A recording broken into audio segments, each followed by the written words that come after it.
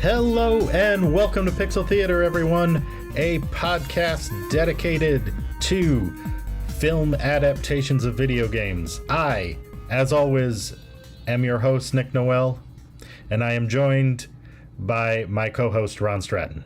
The master of unlocking. Yes. That doesn't happen in this movie. Today on the show, we are going to be talking about Resident Evil Infinite Darkness, because apparently we have to talk about every Resident Evil thing ever, despite one of us, wink wink, this guy, never having played it, ever. I have watched someone play it for about an hour, and that was about it. How you doing, Ron? Doing good, man. This made me kind of miss... it's sad because I'm such a devotee of the series, but I was just about to whine. I want a new Resident Evil, but I didn't even play the third one. Well, the Resident Evil 3 HD that we just got. I never got around to playing that. I think I bought it. So I haven't played it yet. Well, you're the reason we don't have a new one then. They were waiting to see what Ron would do. And he's like, he didn't even get the third one, so I don't think we're going to make any more. Did that stop after 5, or have they made more? Oh, it's weird. So, Resident Evil 5 was a huge deviation, which when we're in the arcade, I'll kind of get on my soapbox about how I feel about the direction it went.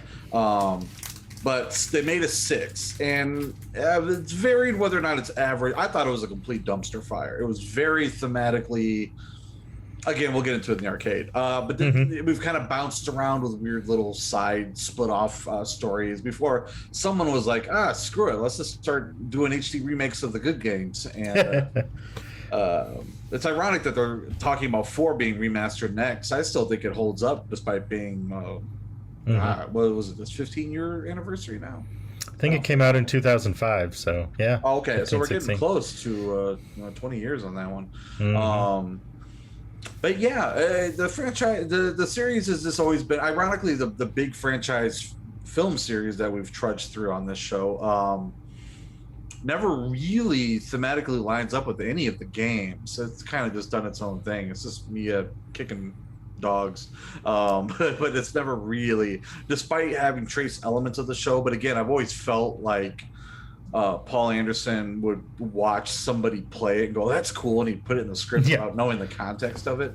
That's how it always kind of lended itself to the movies. But and also kind of based on what other movies he was watching that day or something. He's like, I just watched Mad Max, and maybe we should make a Resident Evil. I don't know. Right. It's just a thought. All right, so where that's the thing we're going to be talking about today. But before we do that, let's head into the lobby and just chit chat for a bit. Let's all go to the lobby. Let's all go to the lobby. Let's all go to the lobby to get ourselves a treat. I used to be down on myself for not being good at segues, but I'm just going to lean into it now. Much like the invention, the segue, my segues are clunky and overhyped. So there we go. This is not over-engineered. Oh, jeez. Yeah, I just listened to a podcast called Decoder Ring, and they were talking about who killed the Segway. And, I had forgotten that it was hyped as this, thing that was going to, the greatest invention since the automobile. It was going to revolutionize cities. And was there a Time magazine, or I remember a cover that was no more walking or something? It was something like that, but it was it might have been, I just listened to it and I can't remember. It might have been before they knew what it was. They were they put it on the cover, and they always called it It, and it was just so hyped. They were going to sell a book about it, and then it just completely crumbled. And they're Bill Gates, and I think it was Bill Gates and Steve Jobs were it's the greatest invention or whatever. And it really just became something geared for mall cops. Yeah, the only people I see unironically riding those. I mean, Detroit used to have a Segway tour. I don't know if they still do those. Since the plague, I haven't seen one.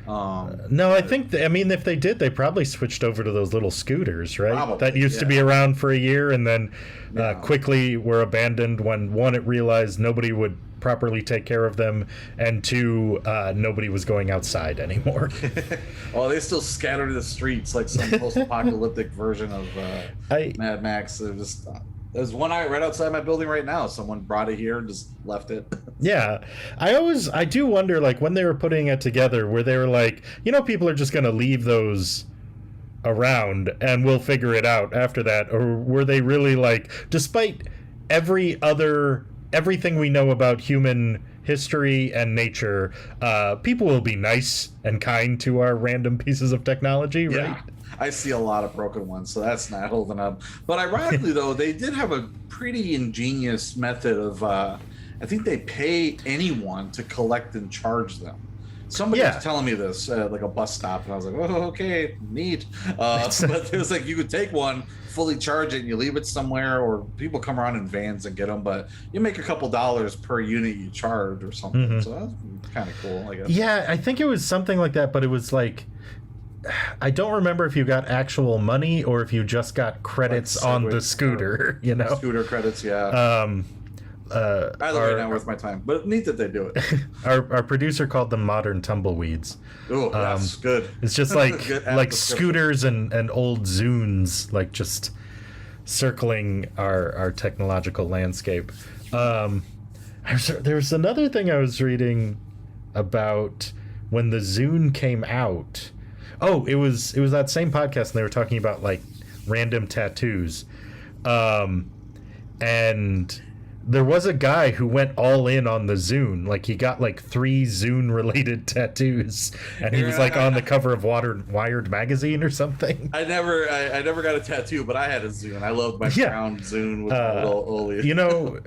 People did have Zunes. They sold 1 million Zunes at the time when they were selling 100 million iPods. So, a little different. I was so anti establishment because I refused anything Apple at that time. I don't know why. Now my house is covered in it, but I just couldn't own. I did not want to own an iPod. I thought the Zune was just my speed. And it was interesting. It was at a time where it was circling around, where being hipster meant not having an iPod and trying to be cool, and then now it's just. It's a never-ending cyclical cycle. Mm. What else have you been watching? What else have you been reading? I've been taking this up with my podcast nonsense. Oh, no. Well, I was going to say, it's ironically the last 3 or 4 months where I'm at now. I was so close to work. I've always walked to work, and it's ironic. I'm too big, and I have a size 13 shoe, so riding those scooters is painful. Mm-hmm. So I've never been able to give them a chance. But now that I'm kind of a 3-mile walk from work, which I need to be doing for the exercise, but it's also I'll get up to that point. I'm not doing 3 miles a day there and back. But I've been looking at Segway released shoes. So for $400, you get Segway shoes that you step on like little skateboards for each foot. And I think they go 30 miles an hour. This is going to be played at your funeral, Ron. Yeah, this is just like, and then he just went off the bridge, and that was the last we saw of him. Heading toward Canada. Oh, he's in the water. No, that's why I haven't bought him yet, because I just know that's how I got that fracture. But they're interesting. But it was funny because I hadn't even thought of the name Segway in years until I saw they were advertising those. So. It's funny because they just stopped manufacturing Segways. Somebody makes like little scooters cheaper, but the company that bought them stopped making them. Modernize it by doing ones. I think there was a Segway model that stops at the knee, and that one just looked scarier to me. At least you're kind of attached to this thing, but there's a version of that stops knee high, and you just use momentum to. There was those, what was it, probably 4 or 5 years ago, those hoverboard things that didn't even have, that were just like platforms you would stand on, and I don't know. Those were really popular, and then they started setting houses on fire. Yeah. We're buying the knockoff ones with bad batteries, so I don't know, but I'm all about cool modes of transportation like that. I have cool in the most sarcastic of quotes. yeah. I'm obsessed with printing now. Everything I'm surrounded by resin right now. I don't have any. Oh, okay. I don't have any toys nearby. I'm sad, but I got a 3D printer, and from a gig I did, and it was really cool. And I'm working on printing. I've just gotten into 3D scanning everything. I've scanned everything in this apartment. The iPhone, because it's got a depth camera on it, you can map anything. And so my phone's just full of 3D objects I plan on printing one day. I don't know why. I don't know what the purpose would be. Why not? I just had those 1/6 scale arcades, and my goal is to put one of each of my friends. Whoever feels like letting me scan them or can scan themselves, I will print you, and you can play a little arcade on my shelf.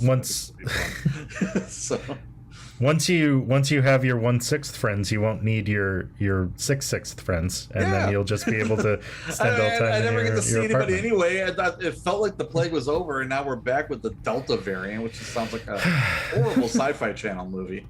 So I'm just deducing that I'll never see friends in person again, so I might as well print them. Steven Weber stars in the Delta variant. We've got to stop. It's just it's whatever. I'm not even doing like the T virus, yeah. Yeah. Speaking all of right. T virus. Speaking of the T virus, wow, what a great segue that we came to naturally and was not suggested by our producer.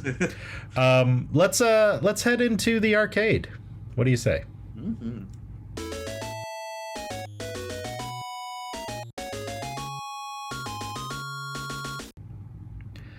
All right, Ron. So you had a screed against these horrible game makers that you wanted to get into. It's just such a bipolar series, man, and it's very interesting. Speaking of the snake eating its tail, Resident Evil kind of put. I'm sure we've tread this ground multiple times doing 7 or 12 movies, however many Mila Jovovich zombie movies we watched. So I'm sure I'm going to repeat myself, but Resident Evil put survival horror on the map, and was just this really interesting and unique, wow, you're playing a horror movie kind of experience. And 2 really doubled down on it.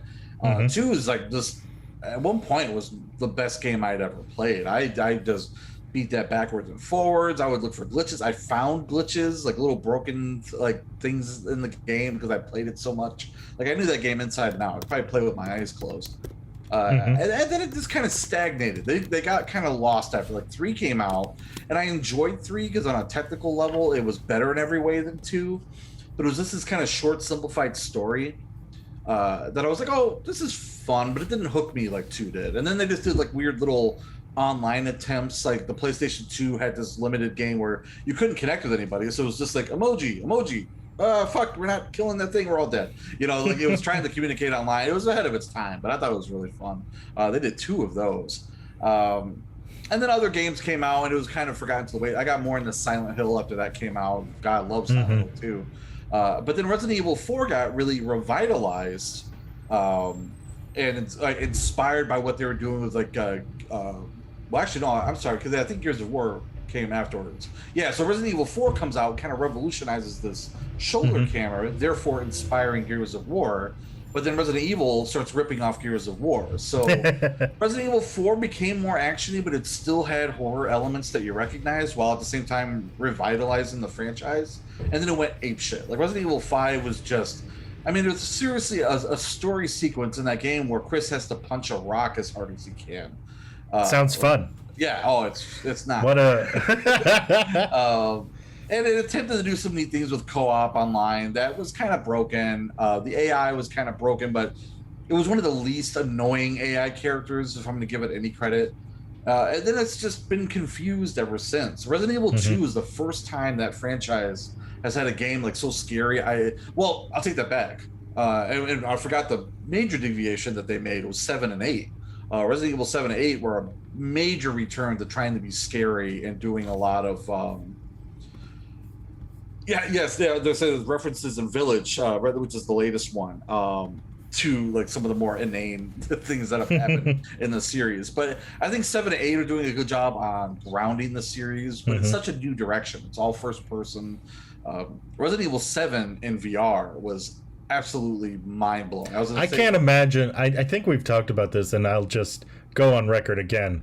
I can't imagine playing a survival horror game in VR. That sounds horrifying. Very popular niche subgenre, because a lot of the best games are horror games in VR, and it's kind of relegated to walking through a haunted house. It's like, oh shit, that thing jumped out. But Seven so really, horrible is what you're saying. Except for Seven really made it feel like you were experiencing that. Like the best thing I could describe it as is like there was moments of just like a good Blair Witch type movie or something. I don't know. It was really good. But 7 and this new remake of 2 were the first time where I was like, that's a little too scary. I'm not going to play that right now. And it took me months to complete it, whereas I probably would have just flown through it before. But they get legit pretty scary in those games. So I think the franchise is in a good direction now. Village was very fun. But I also I think the 2 HD is like my speed. Like that's when I think of Resident Evil, that setting is what I think of. So I was doing a little reading because that's what I do. And so the movie or the show we're talking about, although it's basically a movie, takes place between Resident Evil 4 and 5. And I was looking, and 4 kind of had a strange, at least seemingly strange and long development process, where there are something like 3 or 4 different versions. Like the first one, which I think is called like the fog version for some reason, was like 40% done, and then they're just like, nope, not doing it anymore, and they just went back. They have a history of that. Resident Evil 2 went through the same thing. In fact, it's kind of cool. It was always this, like, I remember pouring through Game Pros and being so excited for Resident Evil 2, and it was odd at the time because the game that I was obsessed over looking at the screenshots that came out didn't look anything like those screenshots, and that's because they did the same thing. That one I think got to 90%, and they said screw it, and they just canned it. Wow. There was a whole new, there was a different girl, wasn't Claire. She was in a motorcycle outfit, which ironically you can wear in the 2 HD with Claire. I forget the character's name, but it was a totally different story and set up, different looks to the zombies. And they just have one too many meetings where like, you know what? Screw it, we're gonna start over. So I'm sure it's happened with everything, but the only one I was really familiar with was 2. I didn't realize they did that with 4 as well, but it makes sense. Yeah, like it reminded me because I can't remember if I've talked about it on the podcast before, but I was reading a couple books about like video game history, and one of them was like Blood, Sweat, and Pixels, and then the kind of sequel to that was called Press Reset, and they're both by Jason Schreier, I want to say, who I think is like a video game journalist and something else. But the interesting part was, or what it reminded me of, is just how much development is kind of at the sole discretion of the director, and like people are spending hours and hours and just breaking their backs, and then going kind of nuts trying to get these games done, and then like, oh, it's not working, we're going to start all over again. And just how brutal that whole process can be for people. The sequel, Press Reset, was all about like kind of working conditions on various games and what people can even do, and some companies have kind of like adapted to it, and some have just really struggled. And you even not just like the general working conditions, in the news, Blizzard kind of is being sued by the state of California right now, Blizzard Activision, for creating a hostile work environment. And if you read the accounts, like the first thing that I thought of was just like, oh, like Ubisoft. Like, so they're like, all these giant corporations are just seemingly terrible. Blizzard Activision is getting so singled out when they all are guilty of it. They all do it.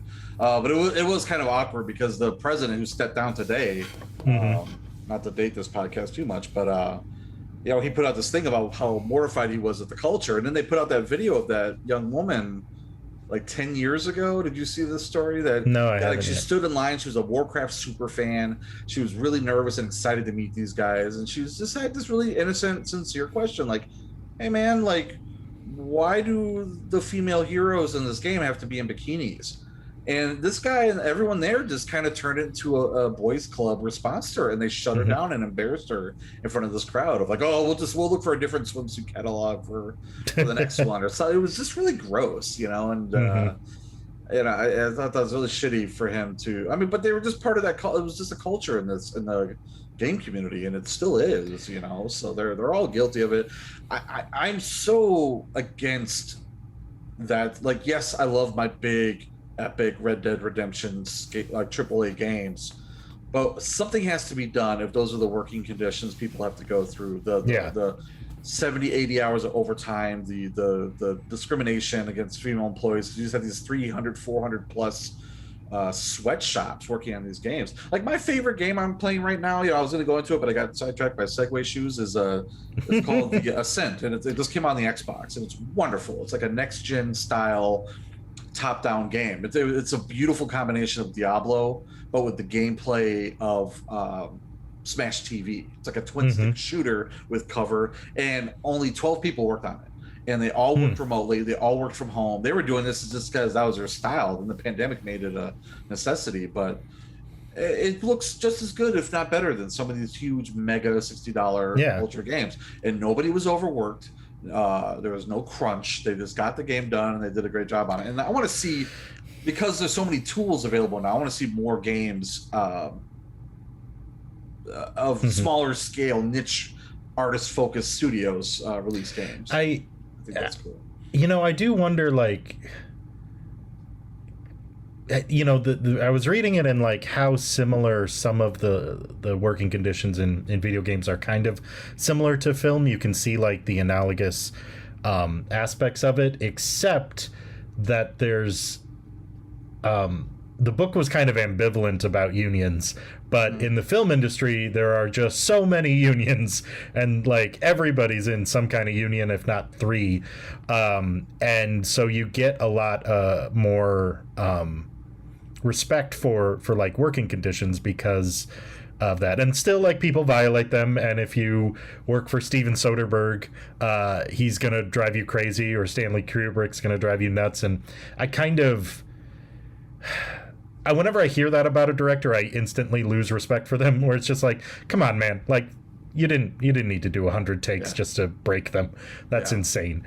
It's either you are a bad director and you can't tell them how to do the performance, or you're such an egotistical monster that you're just doing it because you can. Like, and anyway, so I don't know.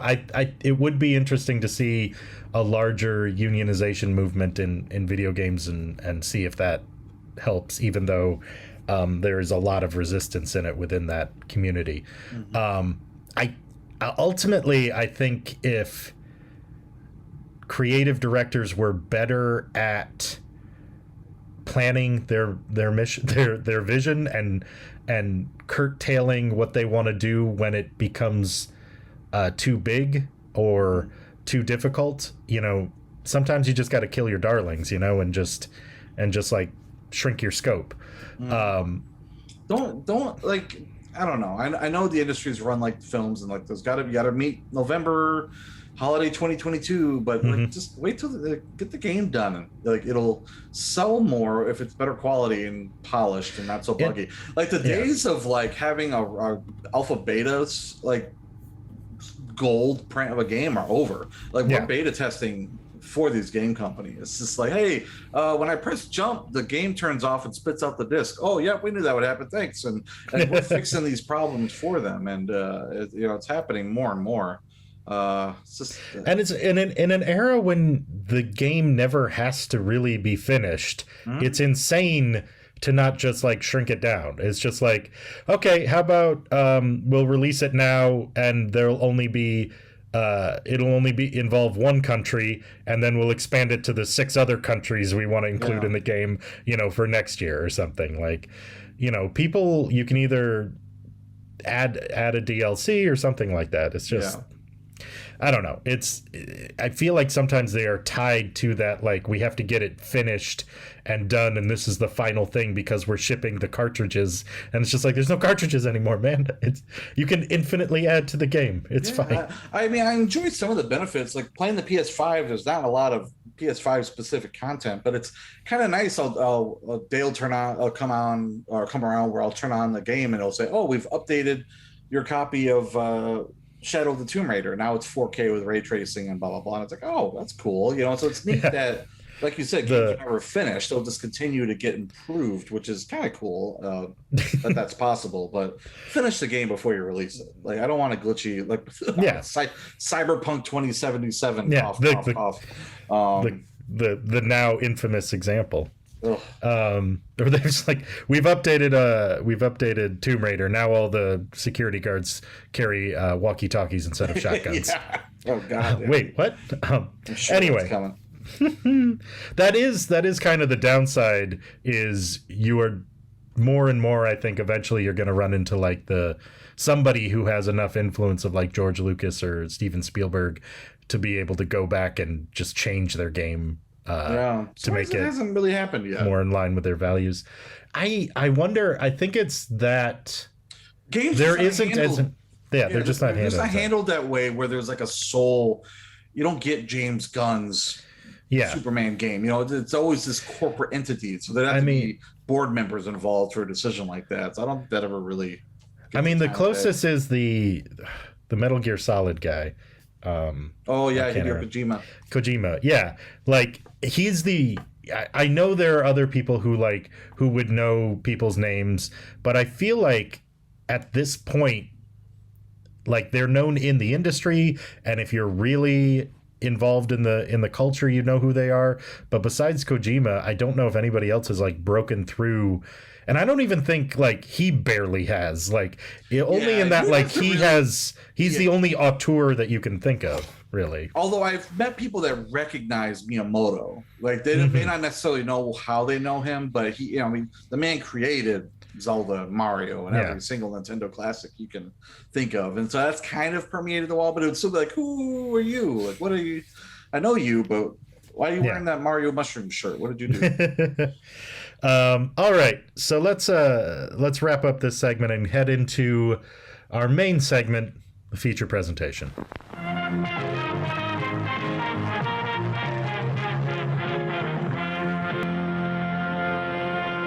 All right, so Resident Evil: Infinite Darkness. Yeah. Continuing on the trend of titles don't matter, who cares? Resident Evil doesn't mean anything. Infinite Darkness doesn't mean anything. Yeah. Let's just do a thing. I was content to keep talking in the lobby because I don't have much to say about this movie. I was so bored. Like it was just very. It's weird. The animation really didn't work for me. It's interesting that I if I were to pause it, it looks good. Like there's some really nice like cinematography at play here. But there was I laughed when what's his name became a tyrant in the 4th episode. Spoiler. Jake. Because he was emoting more than anyone had in the movie so far. Like once he was a monster, he had expressions and it was, stepping back and not being so cynical. It was a nice blending of what I've wanted the movies to do. I just don't think it stuck the landing. Like it felt like, oh yeah, Resident Evil 4 happened, and this is like bridging that. You could see this being over. Now you get into the events of 5, and it was a nice bridge between those things. So as a fan, I really appreciated that aspect of it. But it was just too. Check like, we've got the spooky submarine because games have done similar things. Check, and here's the haunted check, and it was very heavy-handed with its. I don't know. You pointed it out in a text before this. I mean, the bad guys have like kind of crucified at the end. Yeah, so like, all right. It's subtle. Subtle there, Scorsese. I mean, like, I'll say kind of what I appreciated, and. When I started this, I knew so little about it. I didn't know it was animated. I thought it was live action. And it took me a minute to realize it wasn't. Like, I thought, especially with, like, the landscapes and objects. It's got a nice, it's going for a photo reel. So it does capture that. It just, what pulls it out for me is the faces almost weren't rigged to move. I'm just too into the 3D stuff right now. I was looking at that. That's still too hard. But the faces are just kind of expressionless and felt mocaped. So one-to-one that it was kind of distracting. You know what I mean? Like instead of animating anything, they just had actors like Avatar style, but it felt like a step back where it was just a little bit better than how they did the first Final Fantasy movie. You know, in terms of do we know if it was mocapped or not? I didn't. That's something I would have liked to looked up before we started this, but I don't know. It's just my takeaway from that. Yeah, is that it looked that way. So regardless if they did or not, what they were managing to do was present a stunted mocap looking performance. So whether that was on purpose or a byproduct, I don't know. But that's what the final result was for me. I also say like some of the rendering of the people, not so great. Like when we were talking about kind of like just a little bit better than Spirits Within. Like especially like I was looking at the. I was remembering the opening scene and I was like, okay, so this is definitely animated. And then I was looking at their faces like, are they already zombies? Like they look they look off. Is this some sort of strange military are being turned into sentient zombies to go fight wars? Is that what's happening? And then it's just like, no, the animation just sucks. Too sharp, too much. Every flaw on a person's skin is like hyper realized and hyper detailed and HDRI'd and just like there's every blemish. And you know, that being said, if I were to stop it on a scene like Leon Kennedy, he looked good and Claire looked good and but yeah, there's just this weirdness, this uncanny valley just nailed right on the head for me when she's fighting with the Secretary of State and he slaps her with the manila folder, which is kind of an odd. I can't imagine you could hurt anybody doing that, but it's more just distracting than anything. I guess. Stop it. So yeah, I don't know. I mean, when it was done, it was like okay, like, it's kind of cool, like the story and him fighting the tyrant guy, and it was kind of. I'll say honestly, even though I wasn't like really emotionally invested, I did gasp when he just fucking broke the brunette girl. Jesus Christ, why? Also, seems unnecessary. A little excessive, you know. And that was kind of emotionally like, oh fuck, that was mean. Although she did murder a bunch of Navy guys for no reason on that. Is that what happened? Oh right. Yeah. Because she was like, here's the problem I had, I think. So it's 4 episodes. It probably should have just been a movie because like a good chunk of those episodes are flashbacks to what happened in previous episodes. Yes, I was wide awake. I'm well caffeinated. I'm a little too caffeinated today, and I'm sitting there watching these. And the way it would recap, I was like, did I fall asleep? I would rewind because I'm like, wait, I know I'm on the beginning of episode 3, but it's showing me the last 10 minutes of episode 2, it felt like. And it was really weird. Like, if you took away all those little recap-y things, this thing was probably only $1.30, which is really strange to do with very limited time, very squandery. To the point, like, I did, because it's so short, like, I was wondering, like, why did they bother making this a show? Like, could have just been a movie. Like, and also, like, just not very compelling. Like, this is the problem when you make prequels to things that have sequels. Like a sequel to a thing that has a sequel game, and you have to wedge it in there. So, like, nothing can be that different. If you have any of the characters that are in the game, in the sequel game, they have to keep living, so like it removes some of the tension. Do you, let me just straight up ask you this, do you know what this movie was about? No. I paid diligent attention and I don't know what's going on. Okay. Like, I get it kind of retreads, you know, because Umbrella in this world is kind of gone, but they resurge and all this stuff. But it does kind of get into the tried and true of, yes, they're using the I don't know if it's necessarily called the T-virus, but the research to create.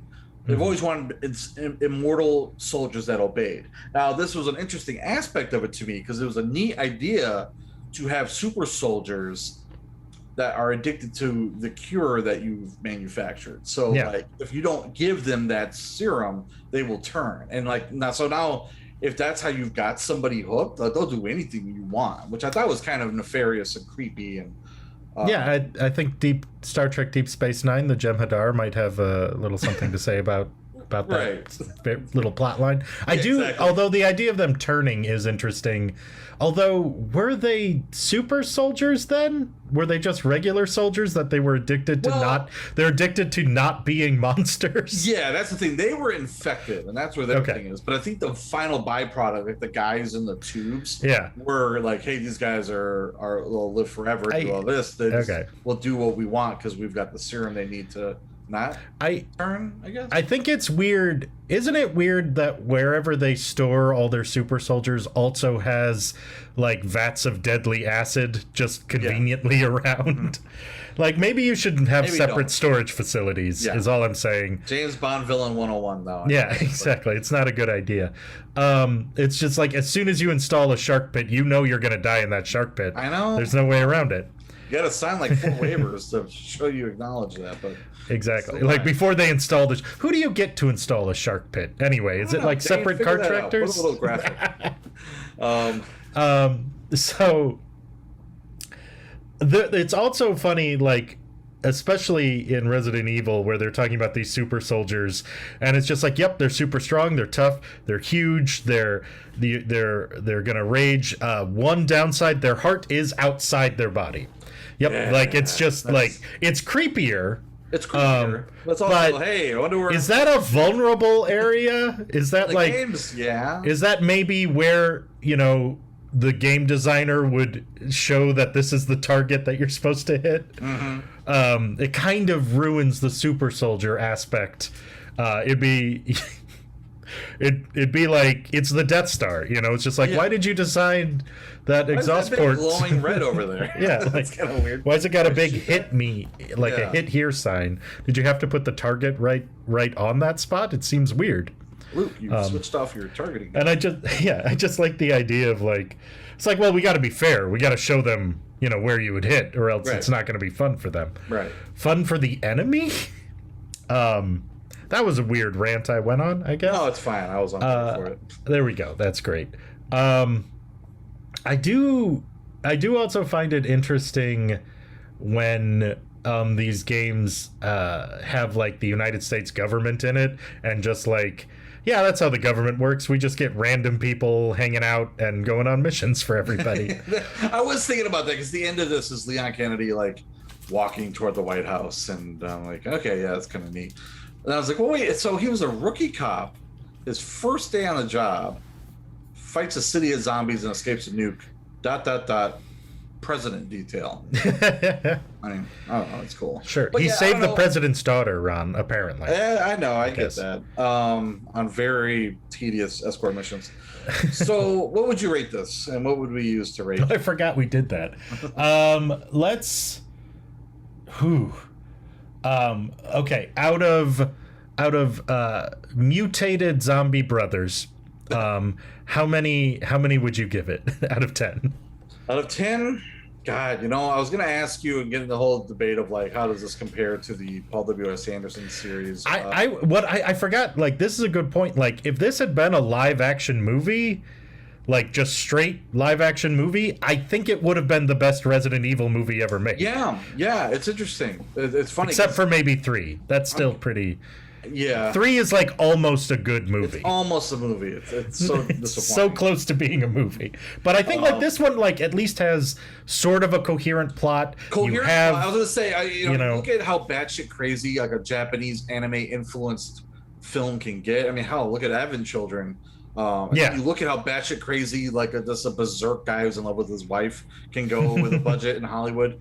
This had a very easy to follow linear story. Yeah, which we only sort of know what it's about, but yeah, even though I felt like really lost in what the message was, or really what we were talking about, as a bridge between 4 and 5, I kind of get it. And I mean, if you were explaining like this guy was screwed over by the government, he wants to expose it and also destroy the government, with some good like that's kind of what he's looking for. Like the guy, you know, what's his name with the blue eyes, who's a Minority Report in Captain America? Always forget his damn name. You know, you have him play that Jack character, and you just get these. You really sympathize with the soldiers and what they're going through. He was in Captain America. Yeah, he was the guy with the big mustache and the bowler hat. Oh yeah. You know, he was in Justified. M. Bison from Street Fighter. Yeah, it's our friend M. Bison. Yeah, fuck.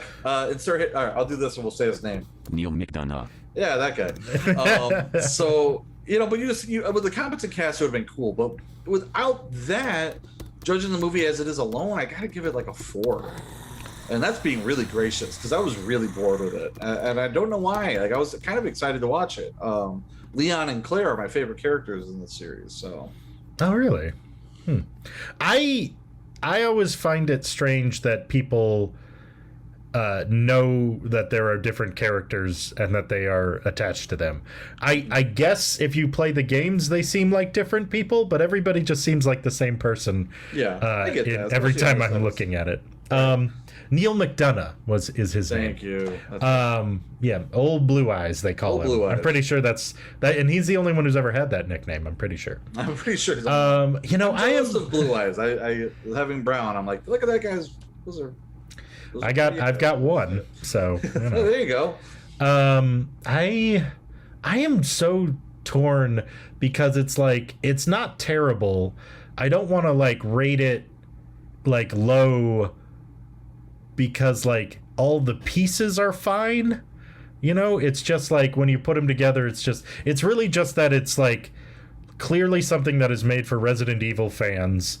I don't see the point of having made it, and it feels like something that Netflix acquired and then turned into a show, rather than one that was made for that purpose. 2006. Yeah, like, I get it. It's a brief. It's like, what's happening? Like, this is like a weird. Like, let's do this. Out of all the places to like decide, like I didn't realize. Like I should have done more research, but there are Resident Evil games that came after this, and like for some reason you're still like stuck in between 4 and 5 for some reason. Like, it's really weird. So I don't know. I guess I have to go like, would I recommend anybody watch it? And the answer is no.